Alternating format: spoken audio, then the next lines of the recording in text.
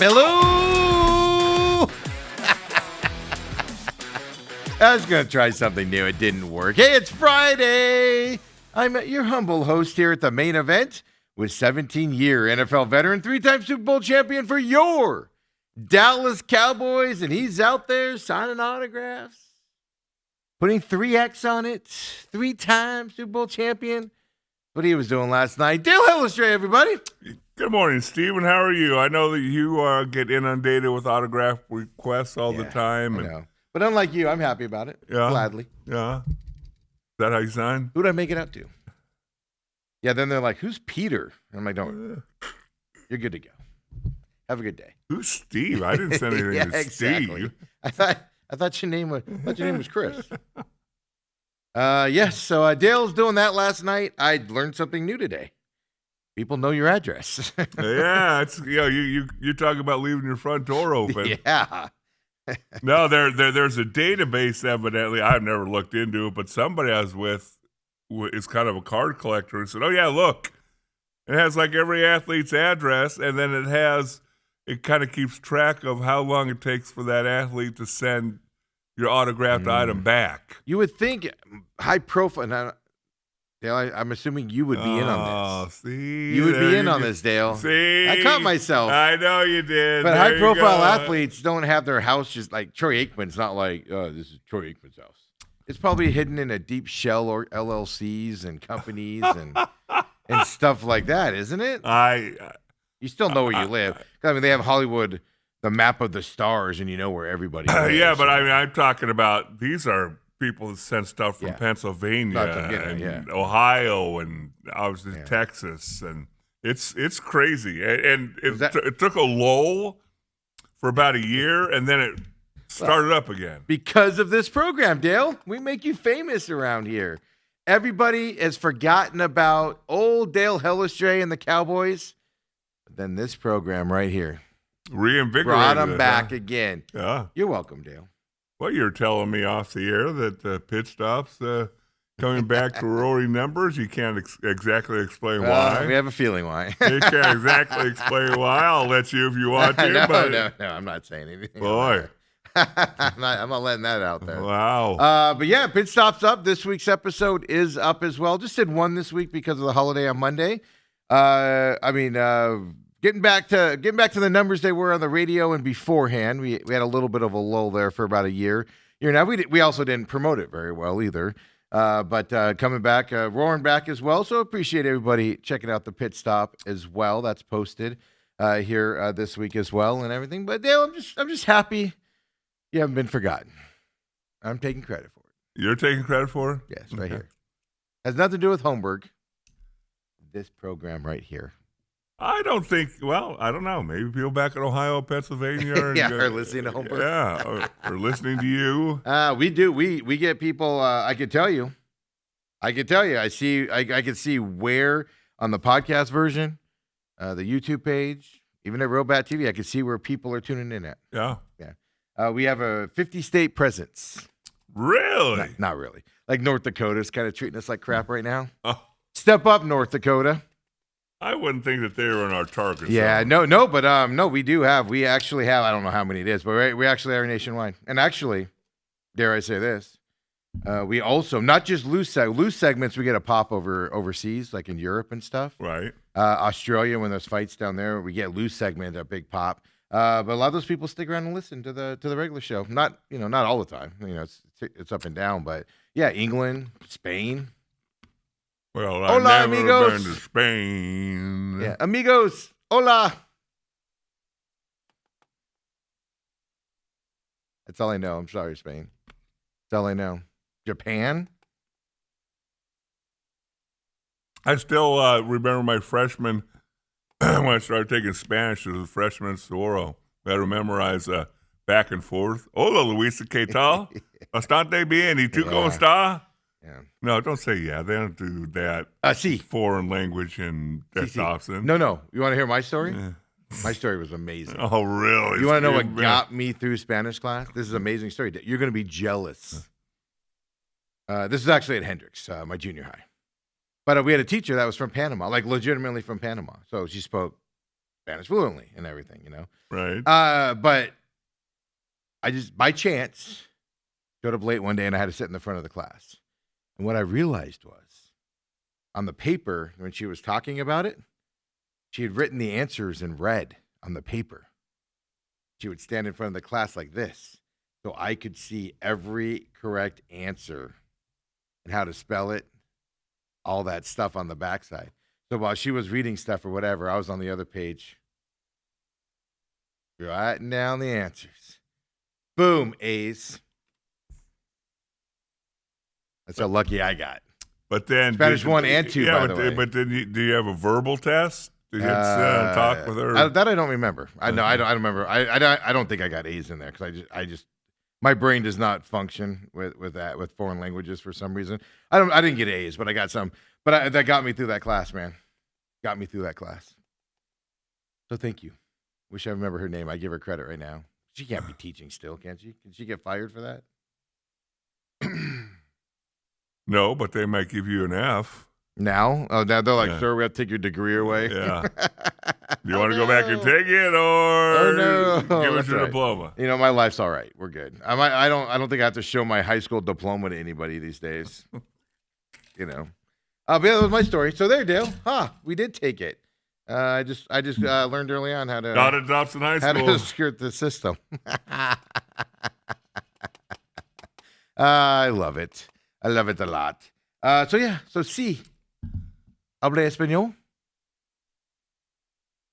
Oui, oui. I can even do French. Oui, oui. All right, Scooby-Doo. We had Cardinals do I got confused because of Monday. I keep thinking, I don't know what day it is anymore because Monday was a holiday out there, but Cardinals did break ground yesterday. For some reason, I was thinking it was today. And they broke ground yesterday on that new practice facility. We're going to talk about that. Yeah. ASU announced their new indoor practice facility is about to break ground with their donation they got. A lot of confusion around the donation, but I think it was kind of cleared up a little bit. I got those renderings for you as well. Sun's back under. Well, remember yesterday when I said everybody's back? Extended All-Star break, Steve. My fault. My fault for saying everybody's back and healthy. My fault, folks. I'll take the blame on that. And then spring training gets underway today, Dale. First time we've heard how the Diamondbacks are going to attack spring training. And I don't know how to take it. They resting guys? We'll get into that. No, but only because of a specific reason, which I don't know. It kind of bothers me a little bit because that tells me otherwise they'd be resting them. So we'll talk about that coming up here as well today. Olympics, of course, end on Sunday.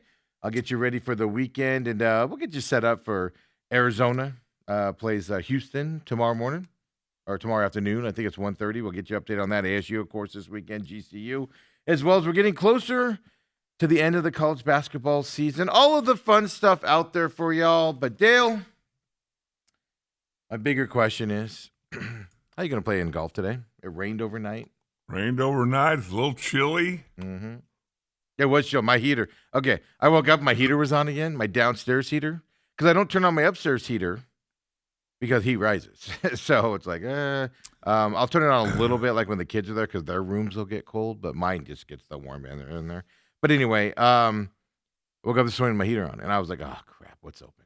Nothing. It was just cold. I haven't set it like 70. 71 or something like that. Yeah, I think ours is at 71. Yeah. Every once in a while it gets a little chilly, but yeah, we don't got as big a house as you do. Oh, yeah, yours is bigger. I don't think so. Yeah, with that, well, maybe it just looks bigger up on the side of that mountain up top there when you're looking up at it like I have to do. Maybe it just looks bigger. You've actually been into my house. I've never been in your house. Yeah. Never been invited. I've invited you multiple times. Just you don't want. I'm not Holmberg, so you don't want to come over. I'll go watch this crappy Steelers game with Steelers fans. But I won't come watch WWE events with you, Steve. Well, Holmberg only lives 20 minutes from me. And that's the real reason. Let's be honest about it. Yeah. That's the real reason. I mean, it'd have to be a really special event for me to make the hour-and-a-half track to your Maybe house. it's just hang out with me. Maybe that's a special event, Dale. I do that every morning. That's a plenty.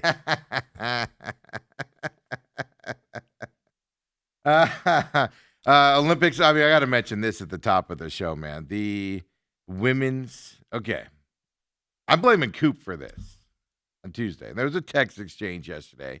How's this? The women win the gold. That's the good news. Bad news is they were very lucky to win the gold. They had a score with a couple minutes left in the game to tie it up to force overtime. Fantastic. The game-winning goal was unbelievable yesterday as well by them, and they get the gold. But holy crap, Coop. Holy crap, buddy. Coop was like, I'm going to lose to Canada. This is going to be the letdown game. What are you doing putting that out in the universe, buddy?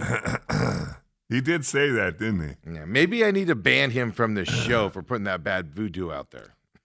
Moving forward. But fantastic game. I was doing the pitch stop yesterday in MLB when that game was on. McCollum on Business when that game was on. And I had it on, the ending there. It's hard for me not. I'm surprised I didn't break out in a scream at one point because it was just unbelievable game. Just hope the men can keep this up. They have a standard to live up to now, Dale. Is all my point is.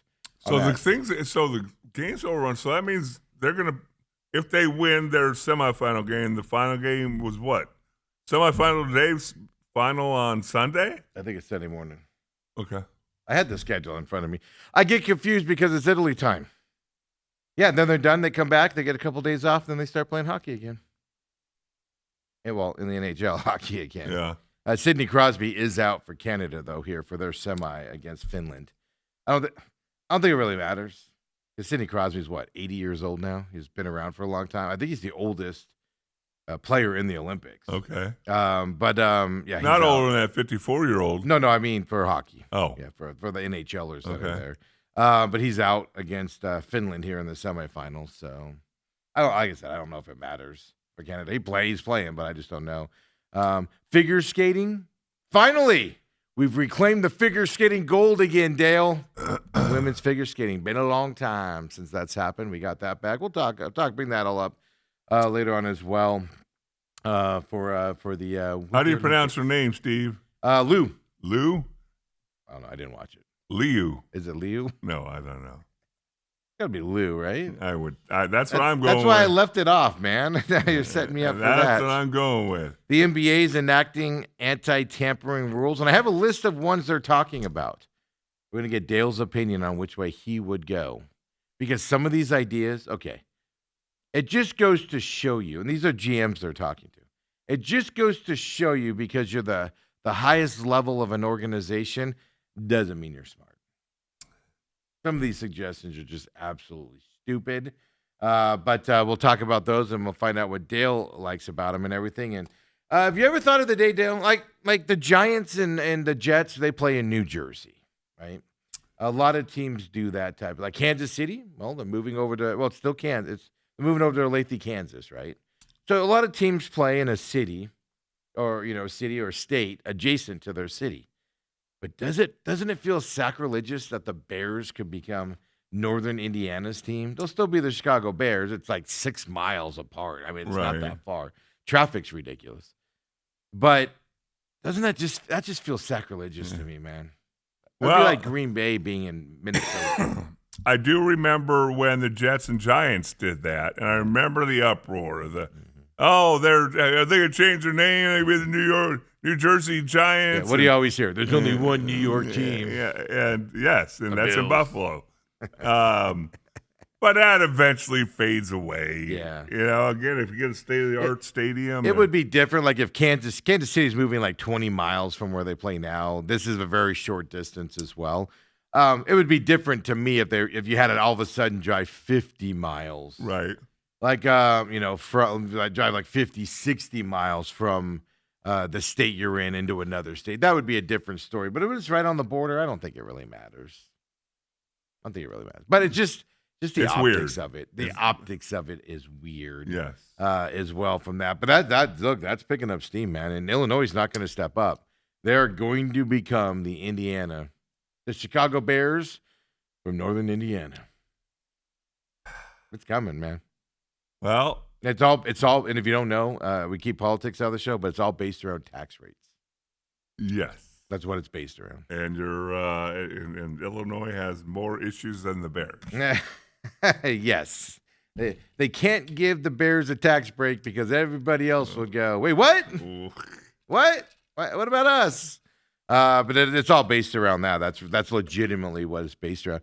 Plus, I was reading that Indiana offer to them, the Hammond, Indiana offer to them, and it's basically like, we'll build it for you, and then you guys just do whatever you want with it. Just come down here.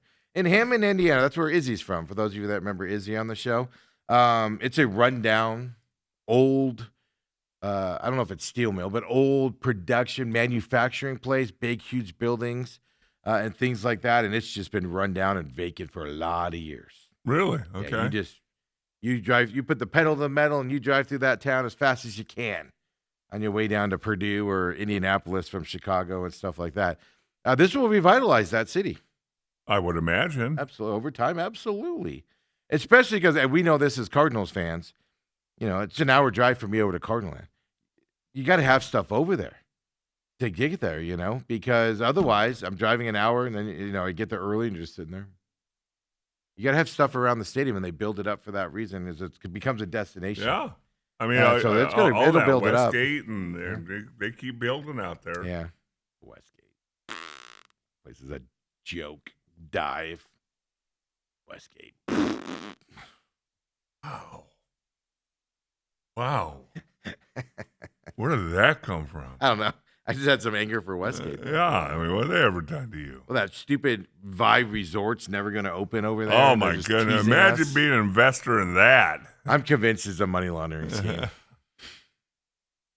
Well, they're spending too much money for it to be a money laundering scheme. No, maybe they're making enough money illegally that they have to launder that much. Yeah, it's like, what in the world? And then my favorite, I did a story on McCollum on Business last week, I think, where, you know, that Mattel park's going to go in there, you know, for Mattel, Barbie, you know, He-Man, all that stuff. And they're trying to build a Mattel park in Kansas. And now that's been delayed 2 years on top of it. Really? And it's like, what is happening with these companies where they're doing this stuff? I'm just giving you a hard time, Westgate. I'm sure you're very, very nice. I don't know, when we go to the Rattlers games, man, we pull in, go to the Rattlers game, and we leave as quickly as possible. Get out of there. Don't spend any money in Westgate? Occasionally. Like, if we go to the after party, you know. Right. We'll spend money there or whatever. But no, generally not. Yeah. Too far to drive. There's better places outside. There's a beautiful taco place down at 99th and McDowell you guys should check out. You do like that? I don't even know what it's called. It just has a sign that says tacos. And we stopped one day, and it was beautiful. It was beautiful, Dale. You should try it sometime. I can say I've never been, because that's like on Camelback, right? No, it's McDowell. Oh, well, excuse me. Yeah. You do have to go a little bit farther south from where you are. Don't want to do that. I know. I don't go past Camelback. That's where the Biltmore's at. I don't go farther south than that. Not at 99th Avenue. It smells down there. Anything south of Camelback smells. What are you doing this weekend, Dale? What do we got? What do we got? We got Graham's baseball game. Oh, it's starting baseball. Starting baseball if it doesn't rain, because the practice got canceled on Tuesday because of rain on Monday, and I'm like, because the fields were all flooded or I'm whatever. like, come on, they're 5-year-old kids. I think it's more ruining the fields. Yeah, let them run around, get some mud on their uniform. Find another place. Have a backup place where they can practice sliding. That's too young for sliding, right? Yeah, but they can still practice it. They practice it anyway. Just run and slide in the mud, yeah. And then get in Pop's car. Oh, wet. Would you put towels down if they did that, and then you got to get into your car? Would you be like one of those parents that's like, I got to put towels down first?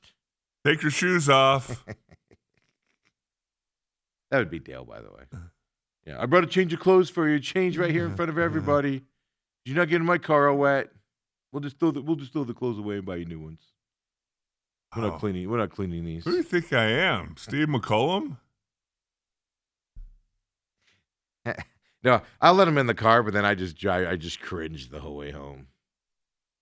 It's gonna take forever to clean out of it. It's gonna take forever to clean out of it. Why are your shoes on my seats?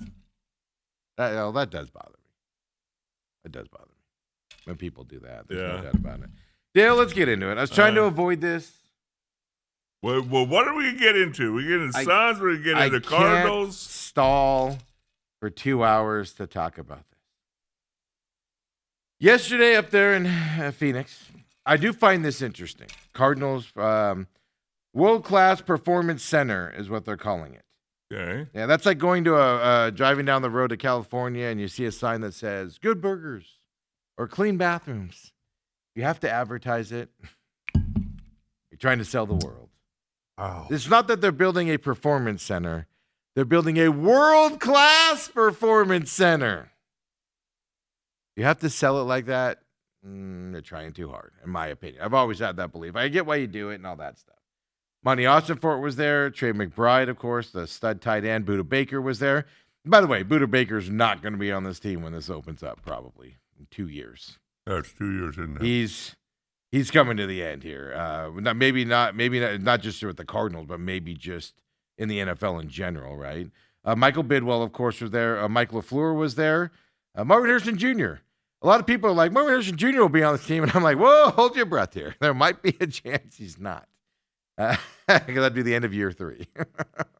And that's when his contract can be relooked at and stuff like that. But and then tight end Elijah Higgins was there as well for the ceremonial groundbreaking yesterday.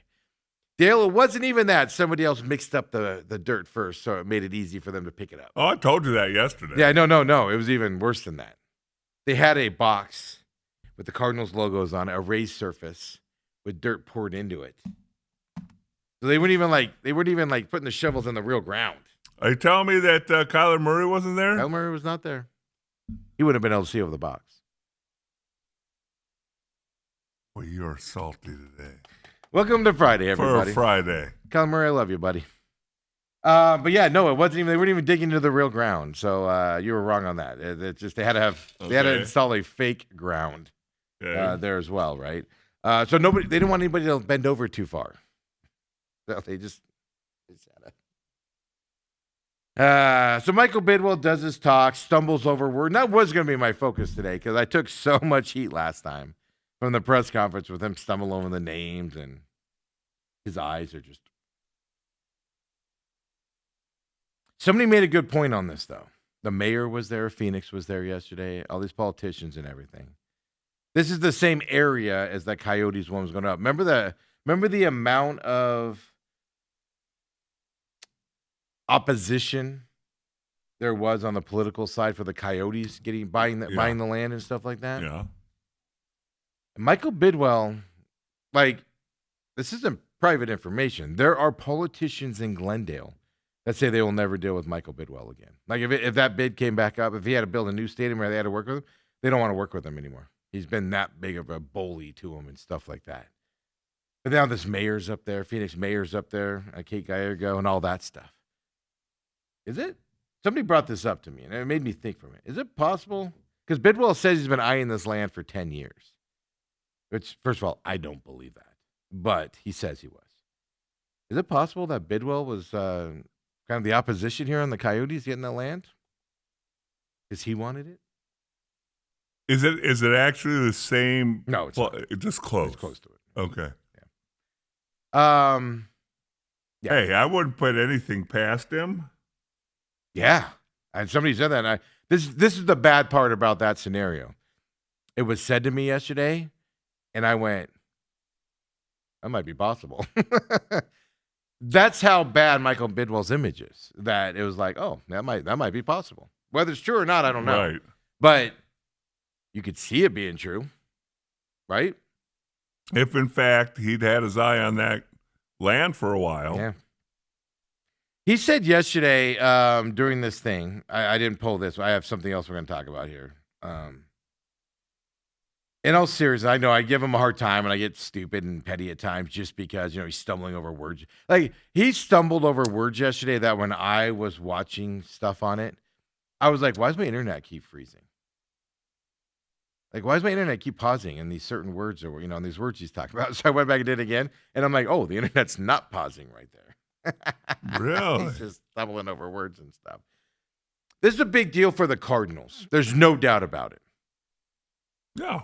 Where they are now is 37. What's 86, 90 to now? It's 37, 38 years old, pushing 40 years old. And they've increased it and they put money into it over the years. But we saw those reports. And he was one of the 11 owners that fought those reports going public. Shocker. He's always at the bottom. And so they needed a new facility. Every other deal is, right? There's going to be retail up there and stuff like this. Right. But they kept saying the Cardinals deserve this, the players deserve it, and the fans deserve it. Why do we deserve this as fans? It's not like we're going to be able to go use it. No. It's not like we're going to be able to, go hang out. We can go to the retail establishments that he's going to build around it and shop at those places.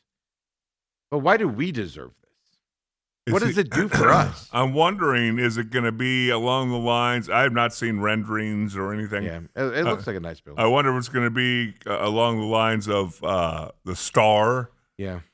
in Dallas. I doubt it'll be something that ostentatious. It's not going to be that big, but I have a feeling they're modeling it after So that. you can at least, so fans can walk through and Yeah, take tours. Yeah. But how does that help the fans? Well, spend money. Well, how does that help the fans? We already spend money on this diatribe of a building, of a diatribe of a whatever, field, players, whatever. Team. There we go, team. But I don't know. They kept emphasizing the fans deserve this. And I'm just sitting there, and I get it. It's a big deal. It absolutely is. Finally, this is the first sign of Michael Bidwell doing something positive for his organization. Because you could say, yeah, he's remodeled the one in Tempe, but it's still old and decrepit and stuff to that effect. But he's doing it. Folks, he spent $125 million on the land. He's spending another $200 and something million on the building and that stuff to build it out. And they need it for the practice facility. If you do it right, free agents will look at it and go, this is where I want to play, especially with our weather. Because I'll tell you this, free agents go to Minnesota, who reportedly have the best facilities or top 2 facilities in the NFL. Free agents want to go there, and they have crappy weather there. And it's Minnesota. If you do this right, you will get players that go, I want to go play in Arizona. Because of the facilities and the workout rooms and everything else. But again, why does this benefit the fans? Boy, that's going to be your keynote today, huh? Well, just why? Oh, no, my keynote is what a jerk he is, but that's imagine though, again, more and more teams want you to stay in the city you're playing in year round. Work out in the off season, work out in the winter, and this will go a long way. Except for the fact he charges players in the off season for stuff if they use the facilities when the season's off. So much so, Dale, I know this for a fact because I knew a couple players that did this. They went and worked at the LA Fitness down the road from the Tempe facility in the offseason because they got charged that they went to the Tempe one and worked out in there. No. It's I've not heard of that. It's in the player report. He charges them for food and all that stuff in the offseason.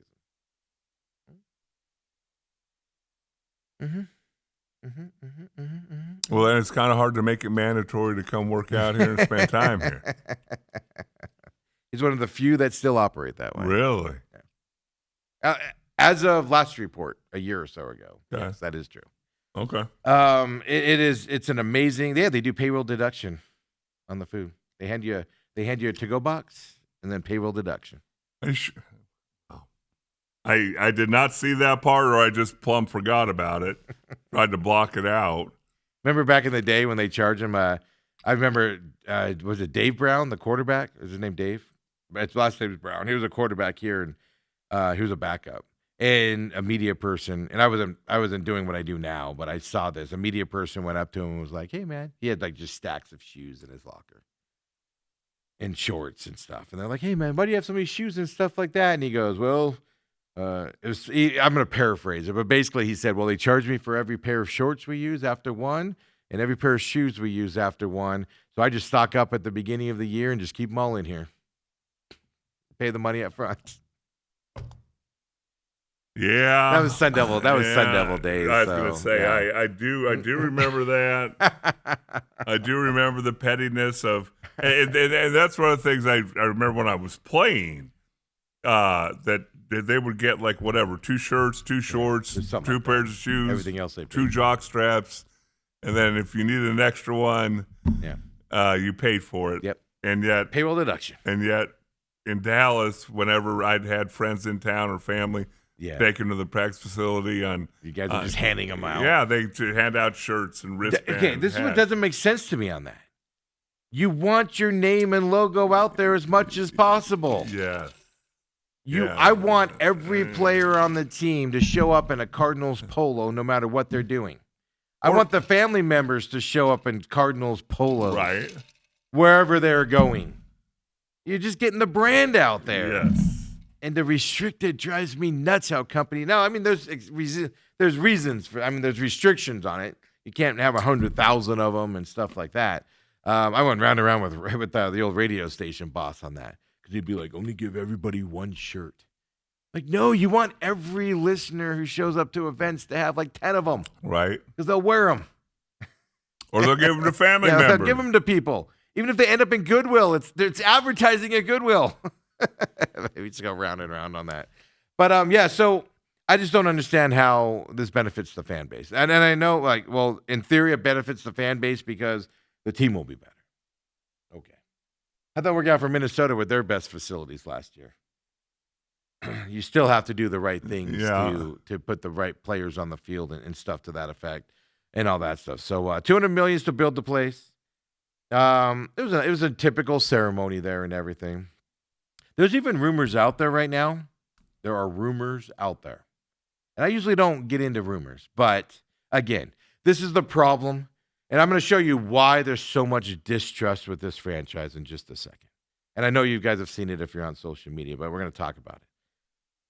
There is so much distrust in this organization that I saw this rumor and read about it, and I've heard from other people talking about it.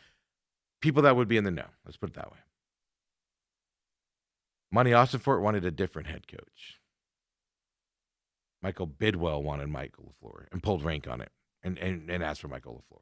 Mike LaFleur. Is that the worst thing on the planet? No.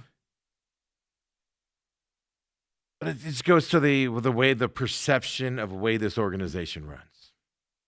If that's true. Did it say who Ossenfort wanted? No, it did not. Okay. Yeah, it's a guy in the know.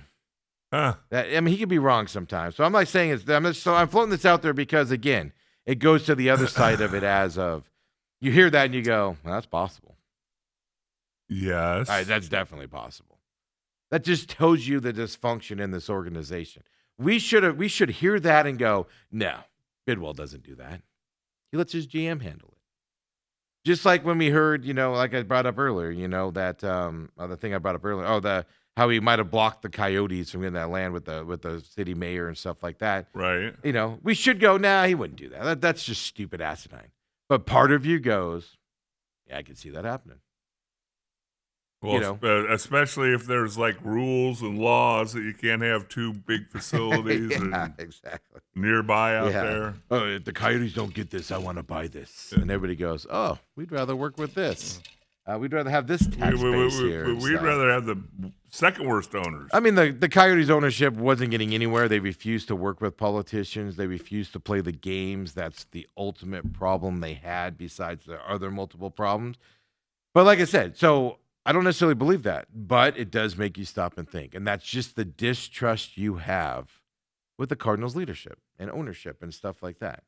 And then other things that they do just continues to hurt that relationship and everything. So the NFL operates in a certain way.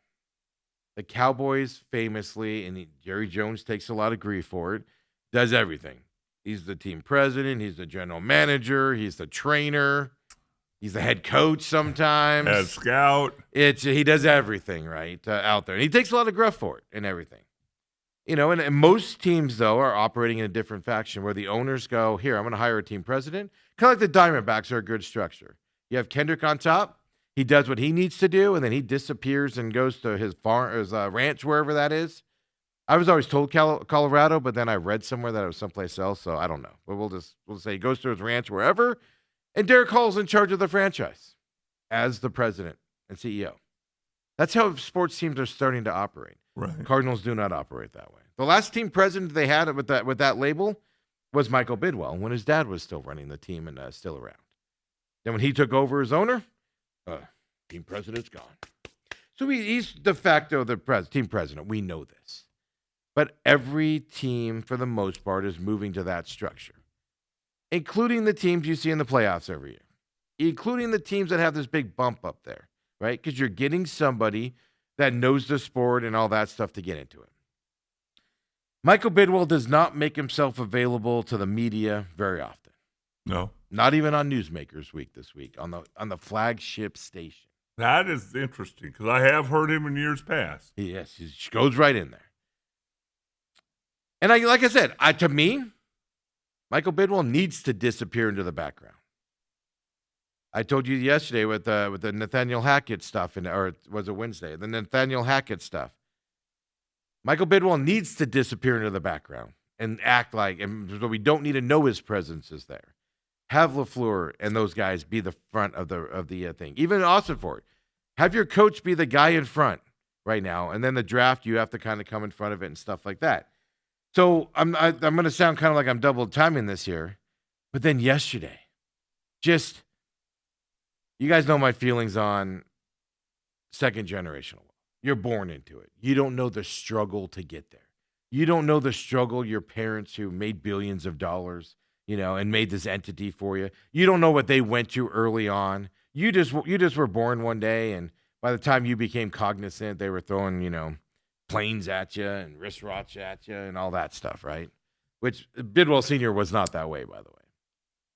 This is what's even worse about it. Michael Bidwell was a prosecutor at one time. Yes, they had money, but it wasn't Jerry Jones money from the oil industry, stuff like that for Steven, right? And Jerry's daughters and stuff like that. And it's just your attitude changes when you just get gifted stuff because you think you earned it when you didn't, right? And stuff like that. Teo Mackey, best reporter in town. He's the one reporter that covers the Cardinals that isn't afraid to ask the hard questions. We've shown this throughout the season this year. We showed you in the press conferences. It's his questions that are hard-hitting. To the point where I saw yesterday other media people defending Bidwell and how he handles this question. Because it's a bad look, in my opinion, here. So when we come back here, we're going to get into Michael Bidwell and the media scrum, excuse me, and gets asked a question by Teo Mackey about team president. It's not that he's the team president. It just shows you, in my opinion, Michael Bidwell's disdain for us peasants out there. Come on back, folks, the main event.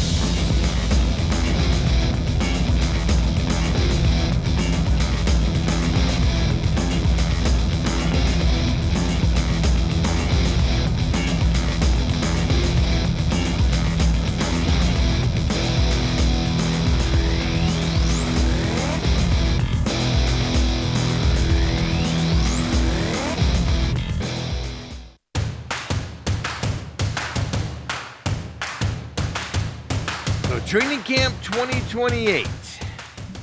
Fans can't wait for it, folks. Really? It's for us, Dale.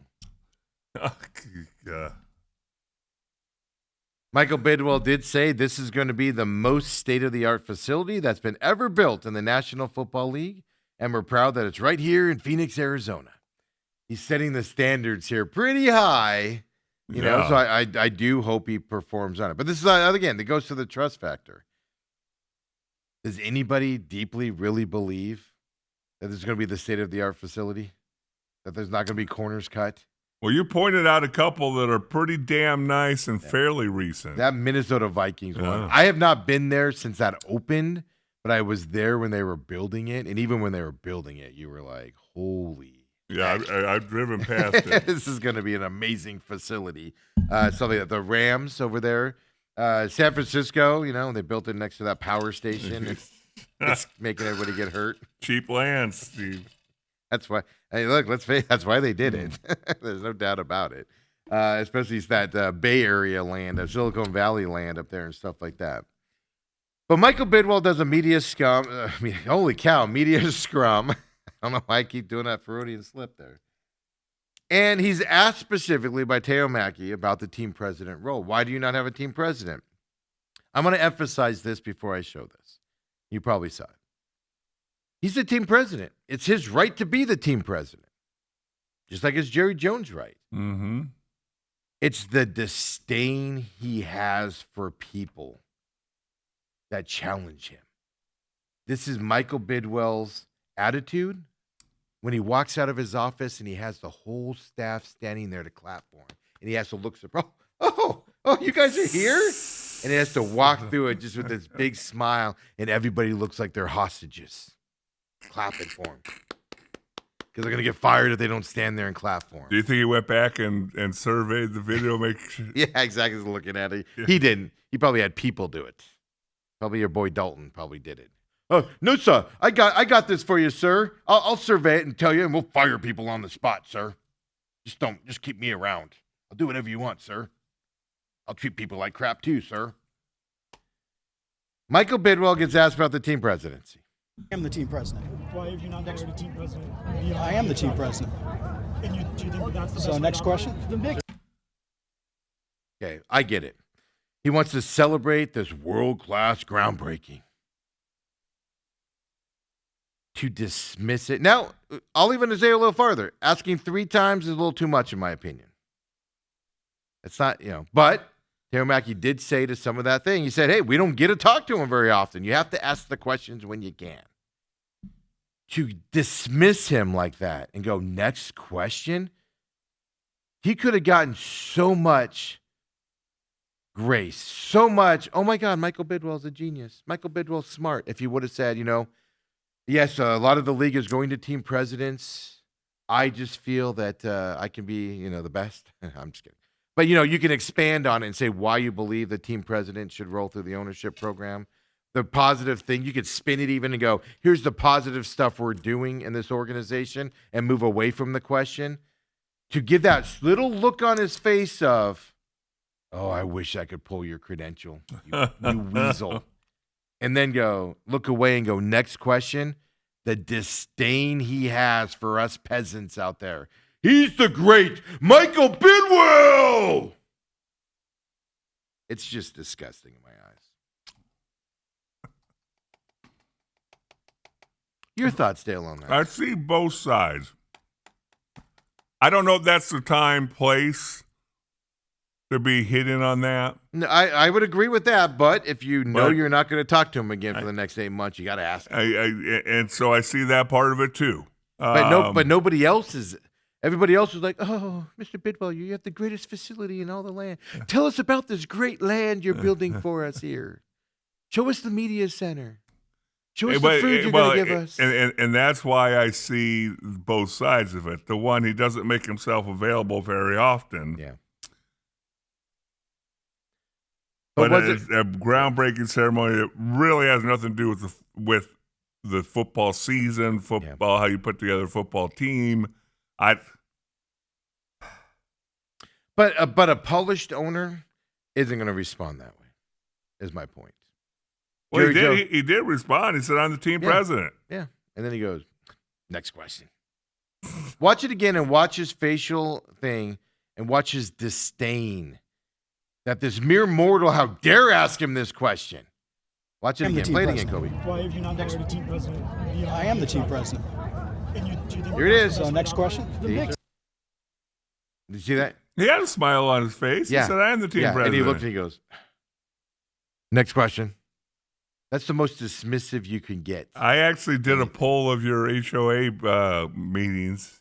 They say that's the way you answer it. Well, good. I am the HOA president. You I am the peons. You peons. Well, I learned from Michael Bidwell. So everybody got all up in arms about this yesterday. What he's telling, here's my point on this. Forget about the facial expression. Forget about the demeaning look he gives and the demeaning way he says next question. There's a this is a man that gets run through the coals here. Somebody that isn't smart, just cares about his money, doesn't care about the fans, all that stuff. Every opportunity he has to get positivity out of saying something, he doesn't do it. I do Because agree with that. He does doesn't have some care. opportunities to That come was a across perfect better. opportunity, Dale. And instead it comes on. So social media blew up yesterday with that. But you know what the message is that sends to the fan base? Forget about the dismissiveness and all that stuff. Do you know what that message sent to most of the fan base? Me included. It sent, I don't want to get better. I like the way things are. We've been this way since I've owned the team, and we're going to continue to be this way. That's what it sent. When your fan base cares more about you winning than you do as an owner, disgusting. Nobody should care more than the owner. I've told you that from a long time ago. When he took over, I thought for sure, I want my owner to have an ego. Yes. I want my owner to have an ego. I want my owner to have an ego so big he wants to win at almost any cost. Say what you want about Jerry Jones. Yeah. He wants to win. Now he's probably not a good example of the last 30 years. No, but here's the thing, though. He makes the wrong decisions, but do you doubt that he wants to win? I don't think I have any doubt other than That's my point. Michael Bidwell, do you think Michael Bidwell wants to win? But see, here's what people will say. People say the same thing in Dallas that you're saying right here is the fact that, well, Jerry, you want to win. You've done it this way 30 years. Yes. And it has not worked. Yes. So if you Same want to win, why don't you try something different? Yes. And the attitude pops up. Yeah. But what does Jerry do when that comes up? He gets a little snarly and that stuff, but he stands there and talks about it. And he makes it clear, I'm the guy making the decisions. Michael Bidwell didn't do that. I'm the team president. And then he's like, next question. I'm not answering this anymore. We're not doing this anymore. There's a way to handle it, to give yourself, people might still won't agree with it, but there's a way to handle it to not make yourself look like an a-hole. And he consistently shows his true colors, that he's an a-hole. That's what's disgusting about it. It's not disgusting because he's the team president. It's not disgusting that he doesn't want to change his ways and he's perfectly fine. Folks, he just spent $125 million on land and he's spending $200 million on a facility. The guy's doing all right and he's happy with what he's doing. It's all a business write-off for him on top of it. So he's going to make more money with the write-offs that he's about to do. He's doing all right. He just is missing. His dad had that, though. His dad had that ability to, talk to anybody that was close to his dad. Horrible football owner. But my God, he's the salt of a human being. Yeah. And his kid just doesn't have it. Just doesn't have it. So if that's the case, man, just you got to be prepared for that question. It's everywhere. Michael Bidwell might not be purveying social media and knowing what the fans are saying and people are saying about him, but he has somebody reporting to him that does. Well, you think Mark Dalton would be reporting to him. That's the guy I'm probably referring to. So he knows what's out there. You know that question's coming. And to not be able to just sit there and say, I'm the team president, and then go into it. I keep using Jerry Jones because he's the best example. Jerry Jones, you'll walk away from Jerry Jones going, what a jerk of an answer. But he sat there and explained it for 20 minutes. Yeah, he browbeated the reporter for asking it and stupidity and stuff like that, but he still explains it. Do we know anything different about Michael Bidwell's thoughts on being team president than we did yesterday? Not from that answer, unless there's a follow-up. No, that was it. No, he said next question. He made it clear. Next person that answers this is not going to be joining me on teams this year. It's just, I don't know, man. It's just, in Arizona, we don't put up with bad owners, right? Sarver, you got ran out of town. Everybody loves Colangelo. Everybody loves Ishbia so far. Everybody. Ken Kendrick, not a bad dude, right? No. It's just people complain more on that stuff. The Cardinals have a PR problem, and it starts with the owner and becomes with the owner. And the fact that we keep having to bring it up tells you don't care, folks. Heck, the Coyotes had ownership problems. They just moved them up to Utah. Well, to be fair, the NHL was like, we're tired of dealing with you also. Oh, I know. It's just, I don't know, man. I just sit there and it's just like, you had an opportunity to put a positive light. You know what overshadowed that event yesterday? If you got on social media after that happened, that was a dominating topic. With that response right there. It wasn't the training facility. It wasn't what it's going to become and how it's going to improve the team. It wasn't all of that stuff. It was that answer. The dude can't get out of his own way, man, for positivity. Oh, we can't have positive stuff here today. Let's piss on it and make all the negative stuff come to light. Wow. You know who does that? Jerks. Jerks do that. Because it was more important that he let the world know that he's team president. And there's going to be no questioning my team presidency as owner. That's what he wanted to make sure everybody knew yesterday. Not how he's doing a generous thing and building this brand new facility that's going to be the state-of-the-art facility in Arizona. No. He wanted you to know. He doesn't care about the facility. He wanted you to know he is owner and team president. What he says goes. Forget all this positive we're doing. I want you to know I'm team president. What are you doing, man? What are you doing? Go to some classes, brother. Sure, there's classes that can help you with at least fake your attitude out there.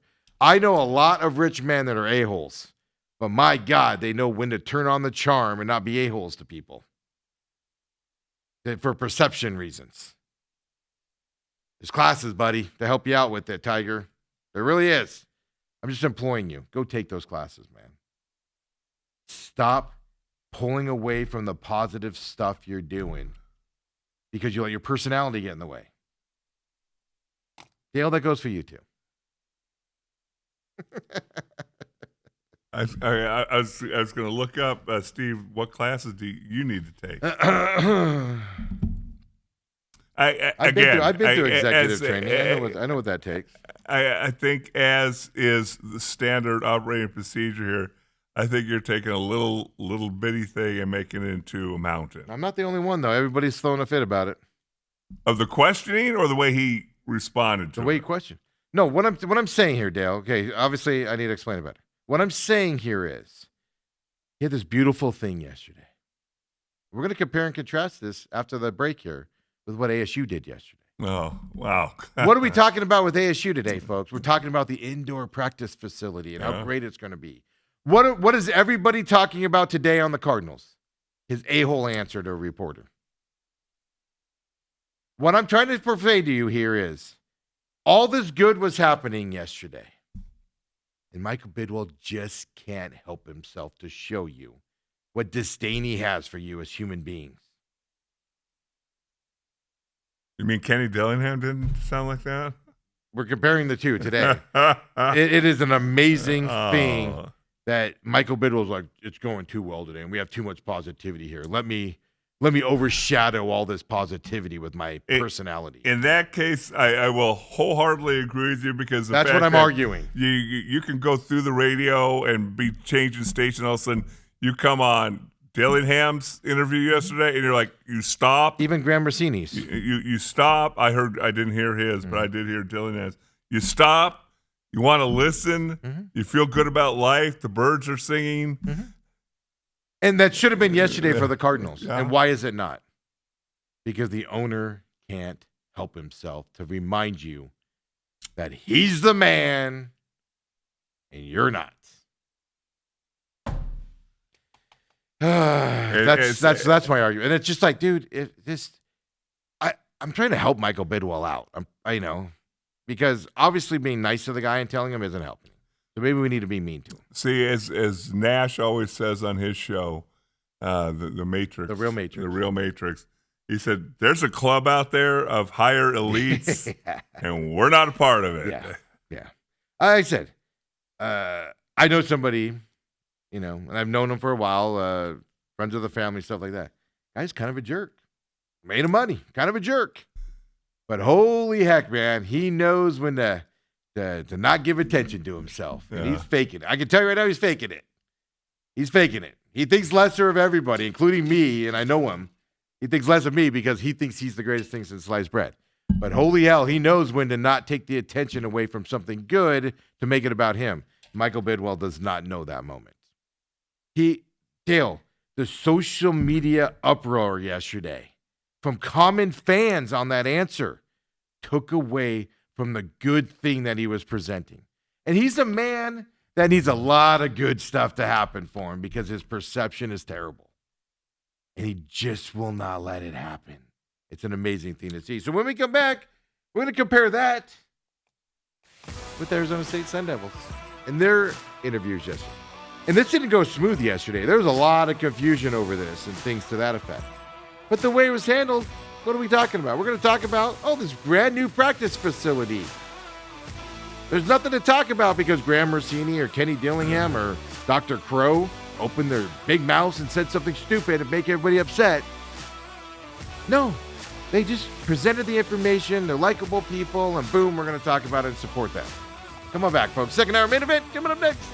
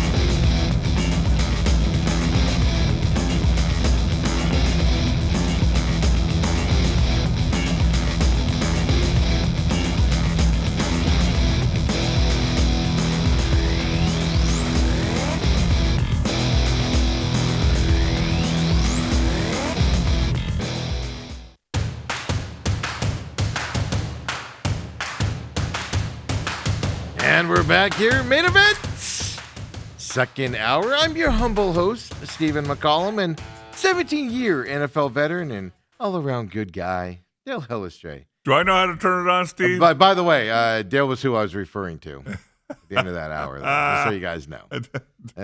We'll just out him right here. That's who I'm referring to. Do I know how to turn it on when I need to, Steve?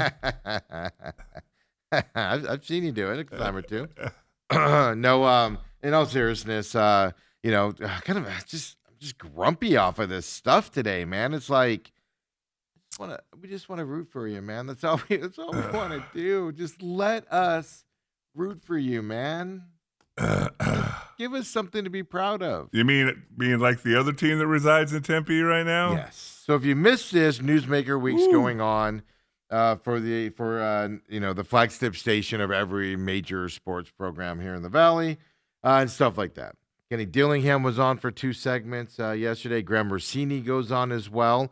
Kenny Dillingham at that time, and that's what I'm saying. Look at the difference here. Kenny Dillingham goes on and talks about a big donation he got. And he said He said push 7 figures. Close to 8 figures is what Kenny Dillingham. He phrased it something like that. Graham Rossini goes on later, and this is all for that indoor practice facility. Right. Kenny Dillingham said, it's somebody that's not naturally an ASU fan, but they want to see progress and they want to help out, stuff like that effect. So he made it sound like it was just somebody that's not a ASU fan that was like, oh, I need to donate some money. I'm going to go there, right? So kind of what impression I got listening to that. Graham Rossini goes on as well and said, we earned an incredible commitment from a longtime ASU partner. And then he said 7 figures as well. Well, Chris Cartman said he got a message from Graham Rossini that it was, in fact, 8 figures. So we're talking $10 million plus. Right. Is what that means, folks, right? A donation. It's going to be a naming right, so we're going to find out who it is because they're going to name the practice facility after I was him. going to say, Steve, do you want to just come out with it now? I don't know why you don't want your name out there. That's the thing. I would never name it after me. So I'm nailing it to Hellestray. We're naming the it the Hellestray No Scholarship Award. Yes. He's still upset that Frank Kush didn't give him a scholarship practice facility. So, I mean, there's confusion in this. But you know what we're not talking about? The confusion that came out of it. You know what we're talking about? Just how gorgeous it's going to look. It's about to break ground here in the next year or after, the next year as well. So it's all going along. This donation alone, which Kenny Dillingham took a lot of crap when he re-signed because he was like, we need a $20 million no donation from somebody. There's somebody out there. Took a lot of crap for begging for it. Well, if he gets it or close to it, you got to take those words back, people. Right. I don't like it, but that's how you fundraise, man. It is constant getting together. I know coaches at ASU that frequently have dinners with a group of people, and it's a fundraising dinner where you sit down and you talk about how the program's going, how you can get your support, what your check will do for the support, stuff like that. It's just Kenny did it publicly, and that's what kind of turned people off. I got news for you. Even schools that claim they don't have to do it, like Michigan, I guarantee you, the head coach of Michigan and the athletic director of Michigan, they're constantly talking to boosters about how much more money can you give. In this day and age, that's what college sports is all about. Football and basketball. Look at Indiana. Mm-hmm. Again, 5 years now. Again, it'd be fascinating to me if it wasn't this era, and yet you had and they still won, and you had that coaching staff come in, and could they have close to the same success without the NIL money, without the Mark Cubans, without the way he built the program? I believe so, because he didn't build it off of high-priced NIL people. No, he built off of 3 stars and fourth, fifth-year college players and with experience and stuff like that. So I believe teams like Indiana, that's the way you need to go in this. Teams like Indiana would have still had success in the old era also. But could you sustain it would be the question, right? We see that a lot out there. So there's confusion. But just compare and contrast the Cardinals situation. Confusion around what their message was and all that stuff.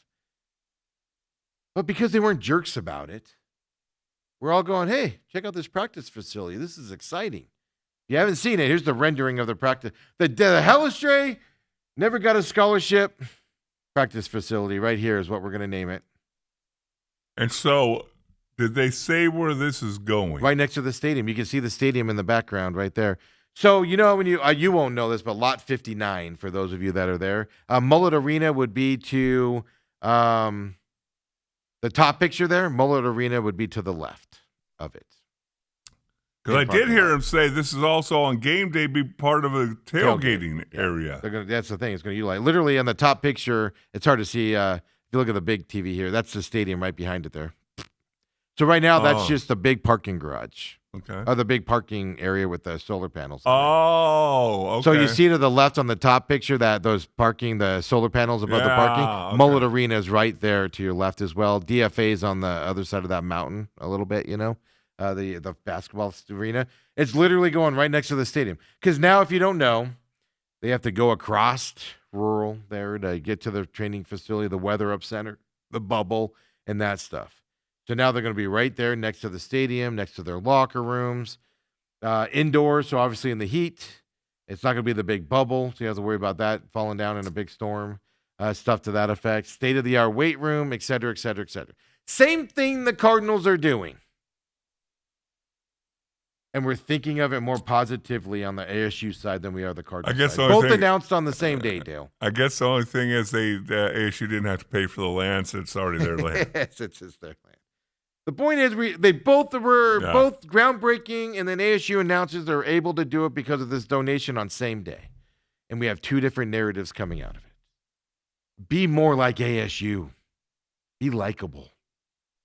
You'll get more support that way. That's the way Kenny talks. It's and again, I know I've heard little bits and pieces from the athletic director Graham, but they're both positive. Yeah, they're both really likable guys. Outgoing, You yes. want them to be successful. Yes. Not for you want the program to be successful, but I'm rooting for Kenny and Graham. I'm not just rooting for ASU. I want these guys to be successful. So we can have some pride. Oh, Kenny, I remember Kenny when he was here and blah blah blah. Not that Kenny was here and it was great while he was here, but then he left and it's just an amazing contrast that was just shoved into our faces yesterday on how one can go so badly and one can go so well. And the ASU message was convoluted, messed up. I was actually, before I delved into the Cardinal stuff, I was actually like, ASU kind of stepped on it a little bit. But I wasn't worried about it because I was like, they're so likable of guys that, they fixed it properly.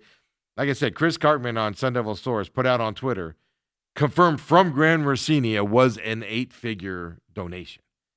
Because at first it sounded like it was a 7, and it sounded like it wasn't somebody associated with Brown. Turns out it is somebody that's been a long time, fan of ASU. We don't know how, and stuff like that. So I feel like they stepped on it a little bit, but they handled it perfectly. You can make mistakes if you handle it right. It's just, Dale, all I can say on this is same day, two different attitudes, and it's amazing your reception can be. It's how you receive the message. It's how you, as a fan, again, do you think there's a ton of crossover football fans of the ASU and the Cardinals? No. You think you're either a Cardinal fan or there's ASU football crossover, fan? but I think That's like 10%, Yeah. 15% maybe? Yeah. There's a lot of people that can't stand NFL football, and there's a lot of people that can't stand college football out there that watch one or the other. Right. I have a lot of friends like that are like, I won't watch college football, but they'll watch every NFL game on the planet. Then you got other ones that are like, I watch football all day Saturday. Sunday's me time. Yeah. Family time. So, there's crossover. Don't get me wrong, but I think it's just college football. This is where it's going to be interesting on college sports. You go to the school, or even if you didn't go to the school, you just grew up around the school and you're just a fan of them and everything like that. You just root for them. If it becomes more of a professional franchise, are you going to see it go more like the NFL where people will switch or not have a team or not root for the team in the city because they hate them because they suck so bad all the time? Whether you like it or not, people rooted for ASU when they were terrible. Oh, yeah. Yep, there's people that root for the Cardinals when they're terrible like this year, but it's a lot less. Like, there's more hatred on the NFL side because of the money and stuff like that than there is on the But on the now, college and side. that's why college is now changing. Yeah, and that's going to be interesting to see if it goes back to that side. But anyway, that's a 30-minute explanation here on the differences here on presentation on the same thing,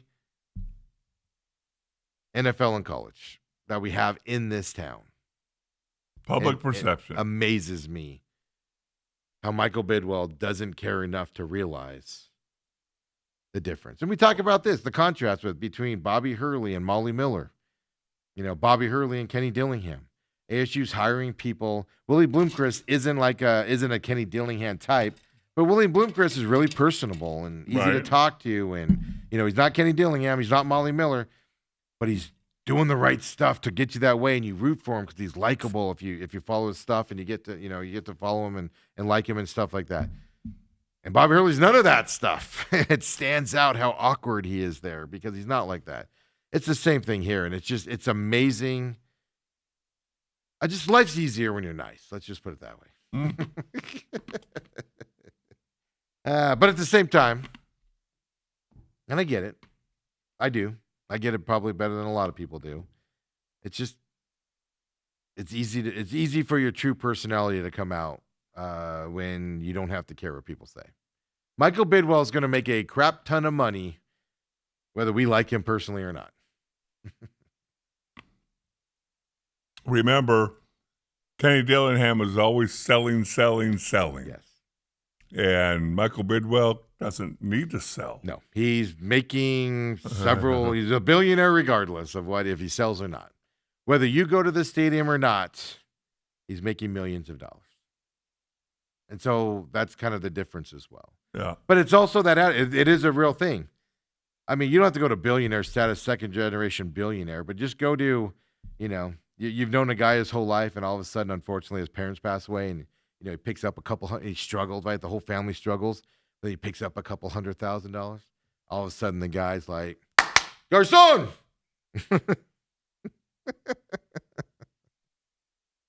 All of a sudden, he changes overnight because he gets a little bit of money. Yeah. You're like, who is this guy?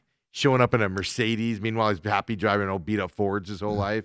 He's proud of it. And all of a sudden, he's showing up in a Mercedes, a BMW. It does weird things to you. I'll just put it that way. I'm not knocking it. I understand how it happens. But it exasperates itself when you get up to the level where you don't need other people's helps. And quite frankly, you act like a dictator because that's what he does. Folks, watch North Korean videos. When the leader goes out and the whole country is sitting there cheering him on the side. Steve Just McCullum. Just saying. SMAC 500. I'm just kidding. I'm kidding around on the dictator stuff, but there is a level of it's about me. If I can tell you this right now, if I walked out of this building and our staff, Dale, stood there and clapped for me because I was getting an award, I'd fire everybody for doing that on the spot. No, guys, we don't do that. That's embarrassing. What happens if we were generally happy for you? Well, that's Steve? fine. We can express it in other ways. You're not standing in a line and clapping for me as I walk through the office. Can we give you high fives? Yeah, come up to me separately and we'll have a talk about it. We don't need, and not everybody needs to line up and clap for me as I'm walking down. That would be embarrassing in my eyes. Steve, will you mention me in your speech? Yeah, I will. I'll be all, man, then there's this one guy. God, what was this? John Yeese's friend. Him, Michael Irvin's guy. Oh, man. Anyway, I'm just nervous up here, folks. I'm just nervous up here. I am the president. The show's named after me. What are we going to do about your sons, Dale? I don't know. It's just, you can't just completely dismiss it. The injuries are starting to worry me. I'm not going to lie to you. Well, come on. I mean, you have a week off and then you get hurt in shoot around? Yeah. In shoot around. I'm driving home yesterday.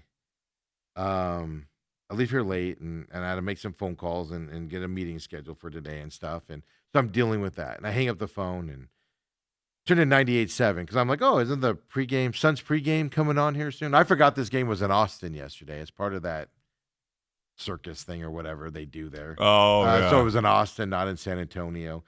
They used to do that in the Alamo Dome. Now they don't do it. They do it at University of Texas Stadium. I forgot that was that game.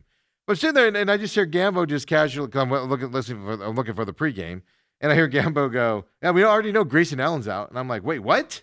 I go, "Did I misread earlier today?"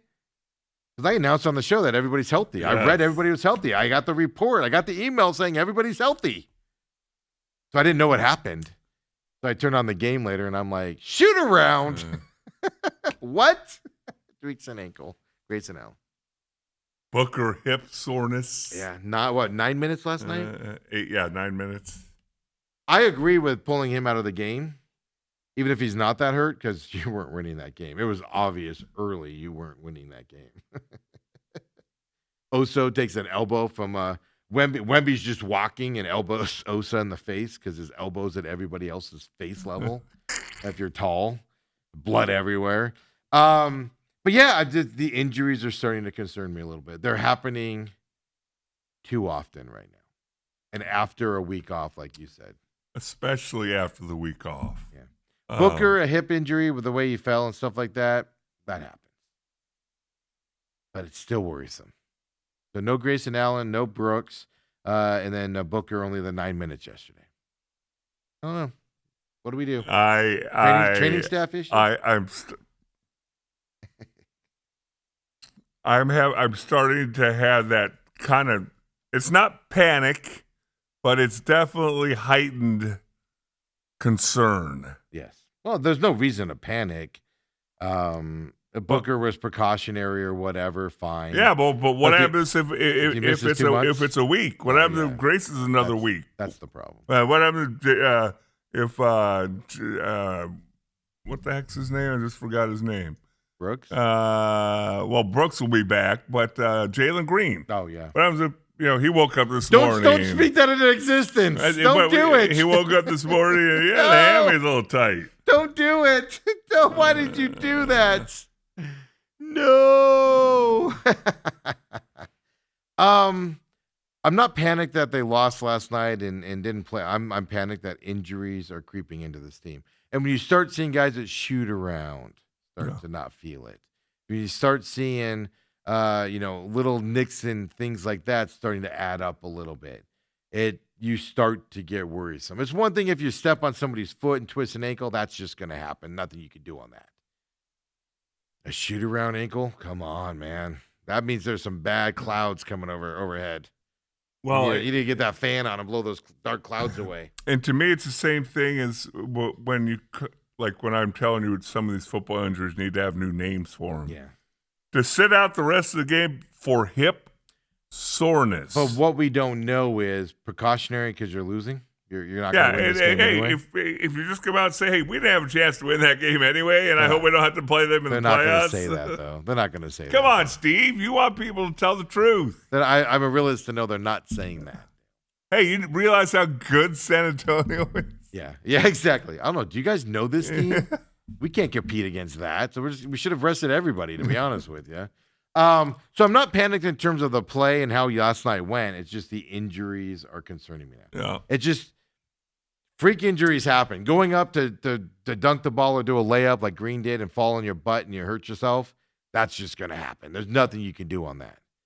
It's when you start getting, he sneezed and his back hurts now. He has to miss a week. That's when you start going, oh, crap. Oh, Lordy. I don't know, man. We'll see. So a little bit of a panic for you? It's just starting to make my stomach feel a little queasy because, again, they can't go a week without somebody. Not somebody, Dale. A main player that they need to be successful. If this was Livers every other game, I mean, no offense, buddy. If this was Malawatch every other game or Fleming every other game, we're like, whatever. No biggie. They'll get better. They'll come back out. It's the guys you need to be successful. Good news is, look, the Suns are making the play-in round, whatever. It's just everybody's expectations have shifted to you have a chance to get a 4, 5, or 6 seed. Yeah. And your expectations go. So is this just a byproduct of us switching that expectation to a 4, 5, or 6 seed? And now maybe we should have kept it in, get that 7 seed for a play-in game. I think that when a team has success, it's okay to change your expectations. None of us have said, we've all been realistic enough to go, well, if Houston starts to falter, if the Kevin Durant stuff becomes blown up, I can see them falling. I don't think they'll catch Denver. Denver will be fine. Lakers, maybe. Minnesota, probably not. I think those are reasonable expectations about the way they play. None of us are going. But not if they're hurt. And none of us are going, you know what? They're going to be vying for a 1 or 2 seed. But injuries are going to curtail that. They're not going to get to that 4, 5, 6 seed, most likely, if their main stars are always hurt. But they're not. And they're also not the Lakers with a 49-year-old LeBron James. I don't know. Devin Booker looked pretty damn good in that All-Star game, in the three-point shooting contest. And then in the game that matters. Misses a game before the All-Star game.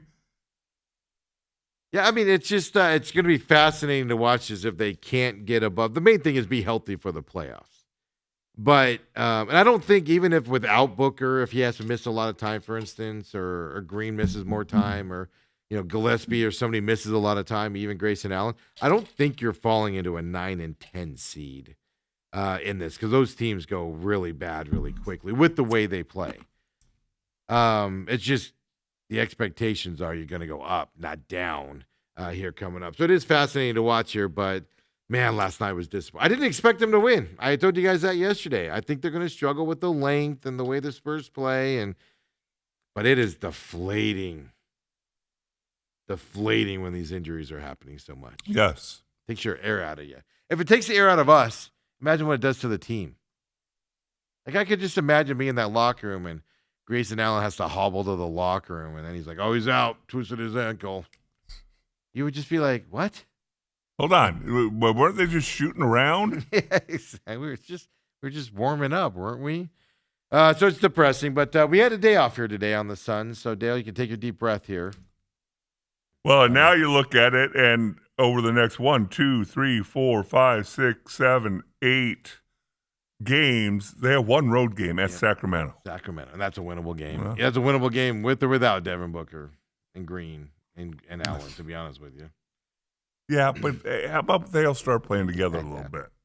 They got the Magic coming up. That they can beat the Magic. They're better than the Magic. Magic look like they're good, but they're in the Eastern Conference, which is a lesser quality, and they can lose to the Magic, but they can also beat them out there. That's tomorrow, 3 p.m. for that. Then they got the Trailblazers at home on Sunday, back-to-back. How many people are going to miss that one? That's the thing. You will have people sitting out that second game there of the back-to-back, so possibly could lose that one, Dale, on that side of it. That's why you have to beat the Magic, because if you beat the Magic, you're almost, dare I say it, throwing the towel against the Timberwolves, meaning, hey, guys, a lot of you are going to sit. You mean against Trailblazers? A lot of you guys are going to sit. And, hey, bench guys, go try to win this game for us type of a situation. Now, then you got the Celtics on Tuesday. All these are at home. Lakers. Then you go to the Sacramento there on March 3rd. Then you got Bulls, Pelicans, Hornets, all at home after that. So these are winnable stretches getting through these injuries, but you've got to get healthy. Yes. Making us panic. Well, and I want to see them stay healthy for a 10-day stretch. That's the problem. Jalen Green hasn't played in 3 straight games yet. And you know that this isn't the only game that your boy's going to miss for technicals. Oh, no. Every 2 now moving forward, he's out for a game. So that could mean he could miss every third game possibly. Or every other game for a while here as well moving forward. The other thing on the NBA I wanted to ask you, Dale, before you take off today here as well, Adam Silver, the commissioner of the NBA, and 30 general managers came out, and they said they're looking at anti-tanking rules to change next season. Because right now, if you don't know, there's a couple teams, Pacers, Jazz especially, where they're just sitting their good players in the fourth quarter inexplicably for no reason, refusing to put them in, even though they're healthy and stuff like that, because they want to lose games. Ironically enough, the Jazz won one of those games that they did that, facts enough. Here are some of the rules that they got here. Tell me which ones entice you here after I read Possibilities, them. Possibilities, yes. So the 30 GMs and Adam Silver put their heads together. First-round picks can be protected only top 4 or top 14 plus. Do you like that idea? Well, I also did want to say that Matt Ishbia came out and talked about the tanking stuff. God, I love him. And some people, but then somebody goes, well, we got to say what he said first. Well, he just said it's ridiculous. No, he right? said teams that tank are losers or something to that effect. Yeah, very strong wording. Yeah. And somebody said, well, the Suns aren't tanking because they don't have a first-round pick. I do like that. But anyway. Well, the concern is the Jazz need to tank because they're only protected top 2 or top 3 picks this year. Otherwise, their pick goes someplace else. Okay. So they're tanking. Theoretically, people are saying they're tanking to ensure they keep their draft pick. And by tanking, they're keeping Lauri Markkanen out of games in the fourth quarter. They're doing it that way. So that's why I would just say this. Just no more protecting draft picks on trades. Why are we protecting top 4? So I'm trading you this guy, and you can get the draft pick in this year if we're not top 4 draft pick. If we are a top 4 draft pick, we keep it that year, and we'll give you the next year if we're not a top. Stop the protected picks nonsense. You trade the pick, you trade the pick. Whatever it is, it is. That's why that rule's stupid to me. Dumb to me, Dale. Lottery odds freeze at the trade deadline or a later date. This one I like, but what it'll lead to, tanking in the first half of the season. But I do like that. Hey, what you do second half? But here's the other side. You'll just switch it. They'll find ways to switch, and then they'll just go, well, we're going to start playing at Christmas. That's a tradition of the NBA. Right. So that I don't necessarily like that one, but that one is intriguing. No longer allowing a team to pick top 4 in consecutive years and or after consecutive bottom 3 finishes. I like that one. I like that one a lot. I just can't believe we're talking about this. You can't get the number 1 pick for 5 years in a row because you refuse to get better. Right. So I do like that one as well. Teams can't pick top 4 the year after making conference finals.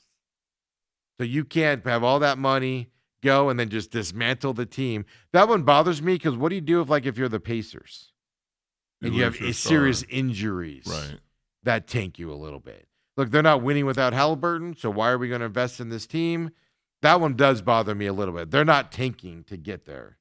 They had a serious injury that they have to account to. So that one does bother me a little bit. Lottery odds are allocated based on 2-year records. That's just going to lead to 2 years tanking. Yeah. Which we can do as well. Lottery extended to include all play-in teams. I like that theory. I like that one a lot. Because technically, play-in teams aren't playoff teams. If you go by letter of the law, I consider them playoff teams, but I like that a lot. Right. 7 through 9 also get in the lottery. That's going to increase some odds there, right? You're not going to get it. And then they say flatten odds for all lottery teams. Here's how you stop tanking, folks. You take away draft picks if they're tanking.